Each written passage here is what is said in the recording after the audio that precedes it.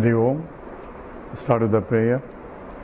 Om Samasta Jana Kalyani Niratam Karunamayam Namami Chinmayam Devam Sadgurum Brahma Vidvaram Vasudeva Sutam Devam Kamsachanura Mardanam Devaki Paramanandam Krishnam Vande Jagadgurum Tvameva Mata Cha Pitatvameva Tvameva Bandhuscha Sakhatvameva Tvameva Vidya Dravidam Tvameva Tvameva Sarvam Amadeva Deva Tvameva Sarvam Gurudeva Deva. Hari Om. We are continuing the series on the analysis of the Vishishtadvaita and the Advaita and how they differ, or how they, or in what respects they are common and what respect they are different. And in that respect we are looking at the various aspects of it, and we just mentioned, since one cause became many, so one cause is nothing but the Lord himself or Brahman itself. When involves, we are talking about using a Maya Shakti, he himself appears as many, as still maintaining as a Brahman, that means as Satchidananda Swarupam, yet appearing as many. Depends on the appearance, depends upon the product, and some products where the consciousness aspect is not revealed, only the existent part. So all inert things where they do not have the subtle body, only the existence part is expressed, whereas in the wherever there is a subtle body, even the consciousness is also expressed also. So existent consciousness, and it is in spite of differences, it's only one cause appearing, therefore it is still one, and that is Anantam, infinite. So that is Ananda Swarupam. All that is implied, but since according to the Advaita, he himself became many, including the one who is inquiring also, because there cannot be anything other than Brahman. So Brahman appears both as a subject and the object. So everything is nothing but Brahman only, with varieties of names and forms, starting from one is a conscious entity trying to inquire, another is the unconscious entity that is being inquired. So all both are nothing but only Brahman only. But Brahman doesn't have to inquire. It's only at the inquiry is also at the level of superficial entities or at the transaction level. So all aspects other than pure Satchidananda Swarupam, infinite, inexhaustible, unbroken consciousness, are that which is Sat Chit Anandam. From that point there is no even creation. That's why we call it apparent creation, because infinite cannot undergo creation. All these things are implied. And also, since he is everywhere and he himself is Nityam, Nityam is eternally present, he is eternally present everywhere, therefore realization involves recognition of that right here and right now.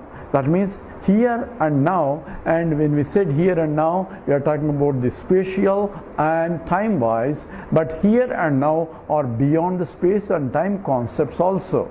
And that's why even from the science point, we analyze that space is nothing but observation of two simultaneous points, whereas the time is observation of the gap between two sequential points. And in both Einsteinian definition, where there has to be an observer observing either the two simultaneous points or sequential points for the space or the time.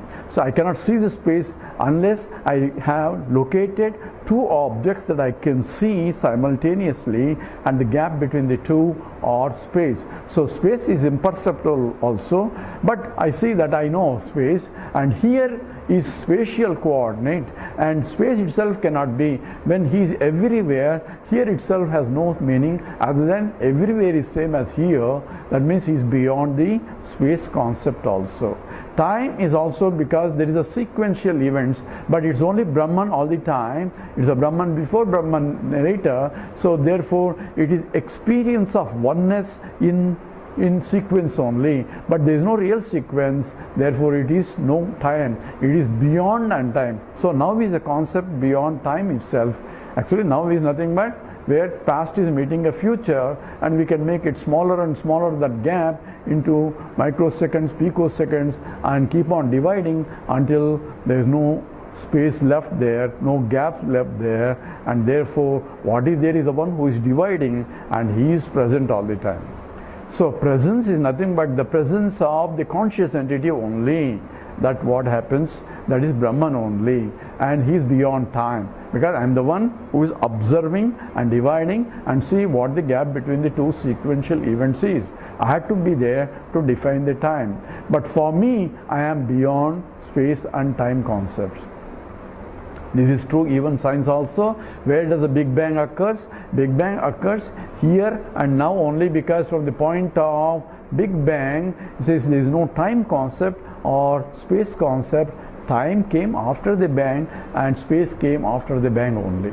So after the bang we can talk about where and so on, but where the bang itself occurred, where itself is a location, and that's what also, where was God before creation also is an invalid question, because the space and time came afterwards from the creation only. Because Akasha was created, Akashat, Vayu, etc. Once the space is created, movement in space creates the time also. So therefore realization has to be now and here, and that's what essentially Advaita says, that you have to realize here and now. And therefore it's not doing something, going somewhere for the moksha, as other philosophical traditions says that you have to go to Vaikuntha or Kailasa. That means it is again spatially located, therefore it is not here, it is somewhere else, therefore it is limited by not being here, and therefore is a limitation of space and time and object wise. That cannot be moksha. That's a part of transactional reality. So we accept Vishishtadvaita as a part of transactional reality only. Therefore all the prayers, everything is valid, only we cannot accept it as a moksha. Moksha involves that which is beyond the space, time and object limitations. Desa, Kala, Vastu, Aparichinnatvam means not limited by these three: time, Desa, space, Kala, time, and Vastu is object wise. There is no distinctions of any kind. It is because it's pure existence, consciousness, and Anantam, which is limitless, is the nature of the Brahman or nature of subject I. Therefore, realization has to be done now and here. So in that sense, the Vishishtadvaita and the Advaita differ.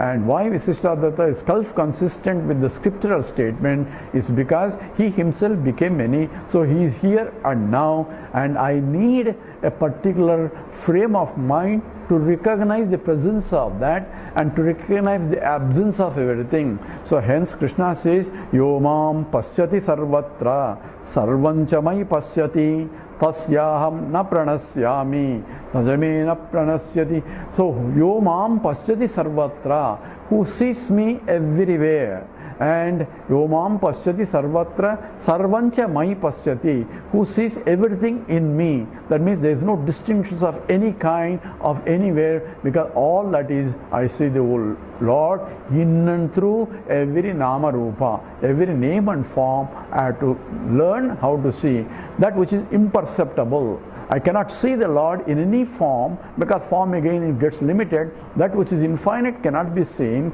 but every form is nothing but representation of that only. So I can use the form for upasana, for prayers, and that is no problem. For karma yoga, for upasana yoga, I need a Lord, and I can picturize a Lord in any way depending upon my likes and dislikes or how I have been brought up with.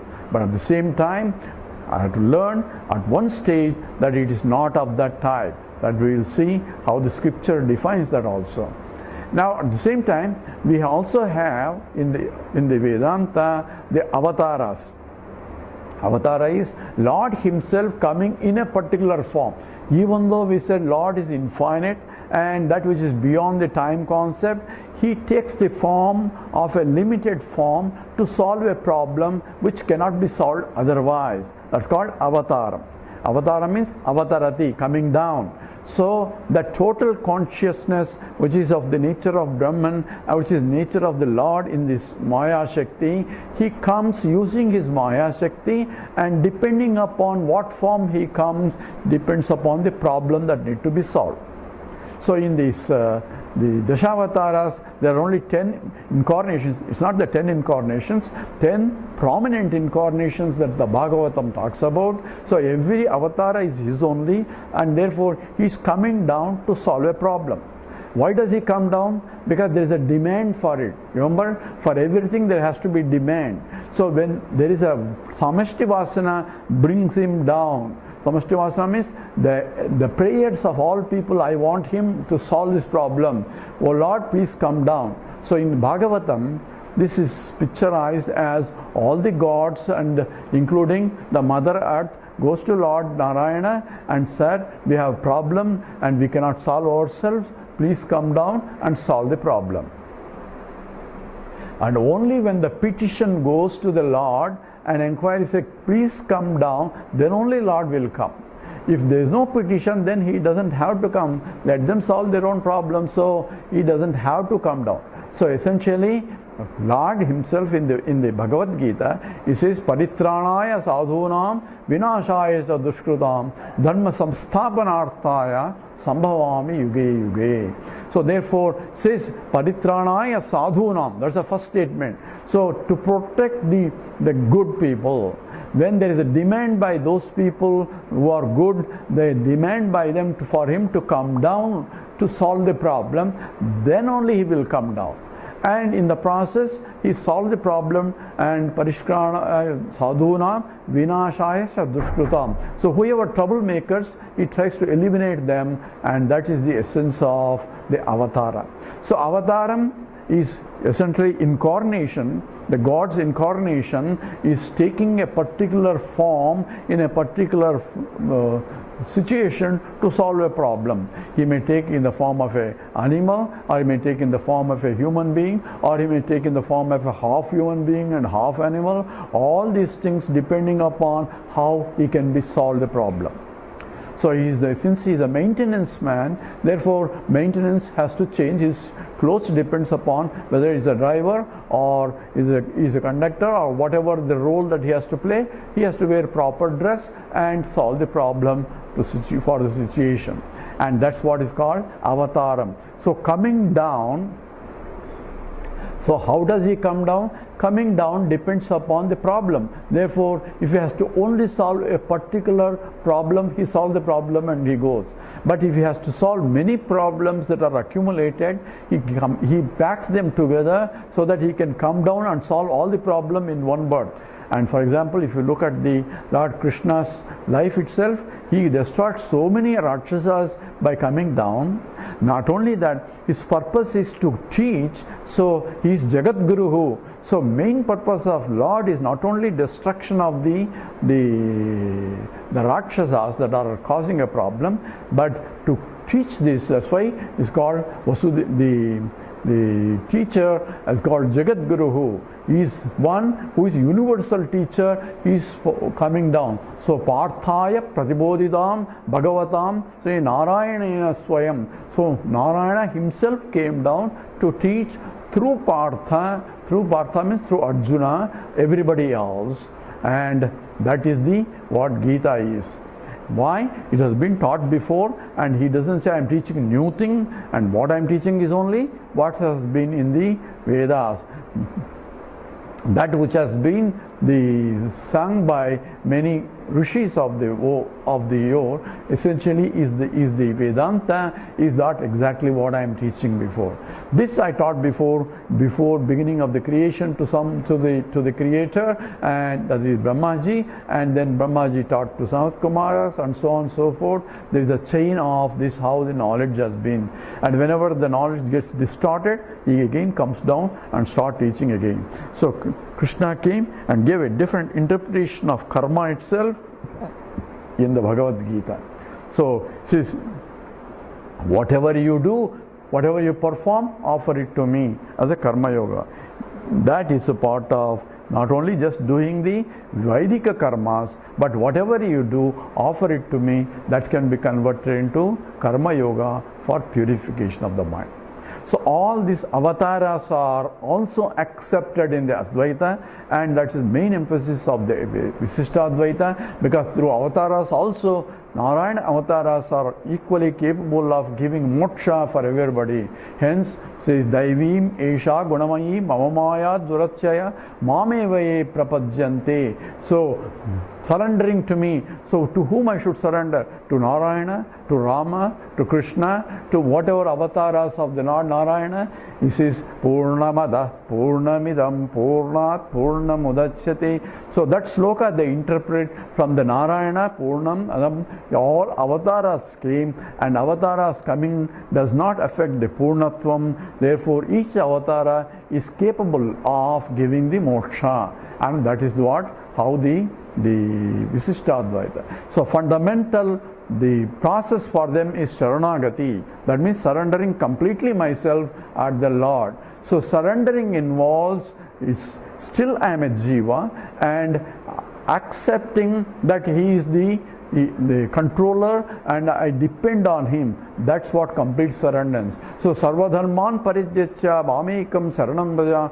ahantva sarvapapebhyo mokshayishyami masujaha. When I surrender completely, all my past, all my karmas, all my papas are gone. But surrendering involves taking the role of his dependent, where I had to serve the Lord now in every form. Not only Lord, but Lord Bhaktas also is called Bhagavata Seva.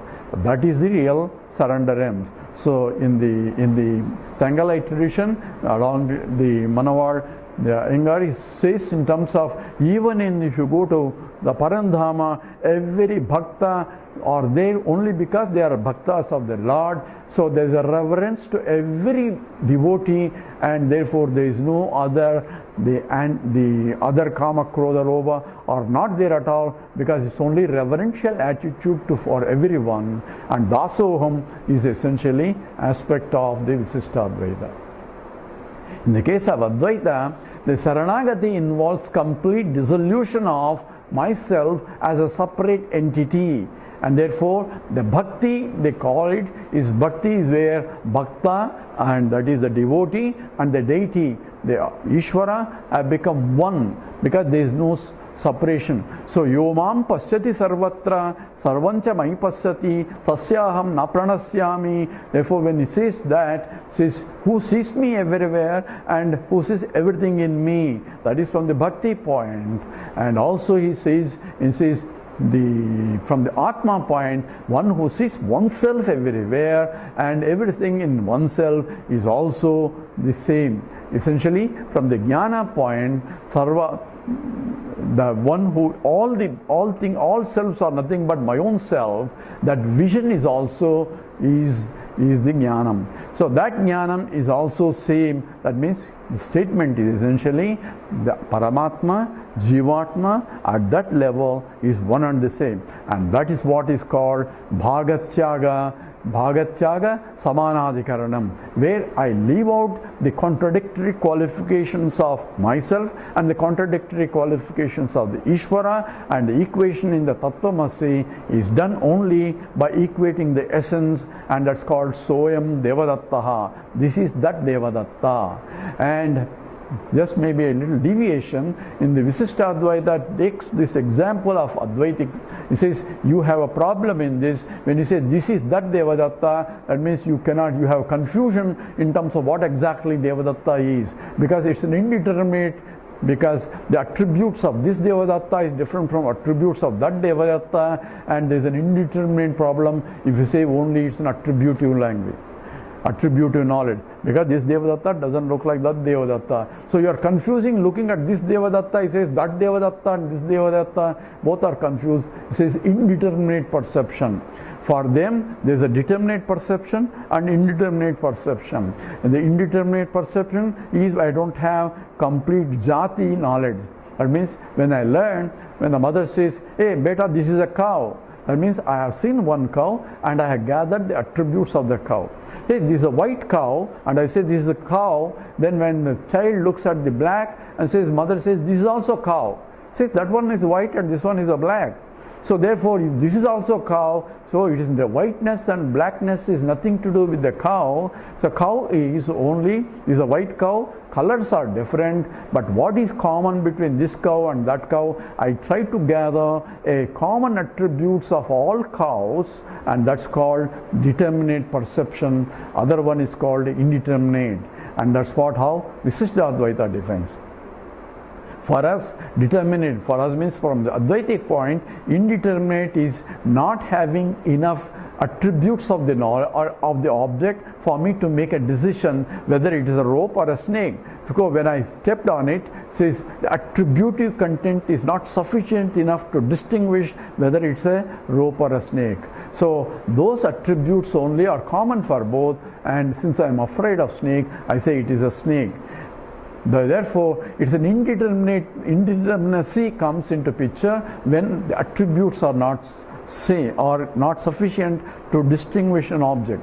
In the case of Soyam Devadatta, I have no problem also. I can see this Devadatta and the attribute to knowledge is there. But when the statement says this is that Devadatta has a different attributes. Now I am having a problem only to say this Devadatta which has a different attributes, which is deterministic, and I know this Devadatta I can see clearly, and that Devadatta I remember which has a different attributes. Since all the knowledge is attributive knowledge, now I am confused in that sense. But when this teacher says this is that Devadatta, I am dropping out all the confused or wrong or the contradictory attributes. I am only equating the essence of that individual which I call Devadatta is the same in spite of the change in the attributes.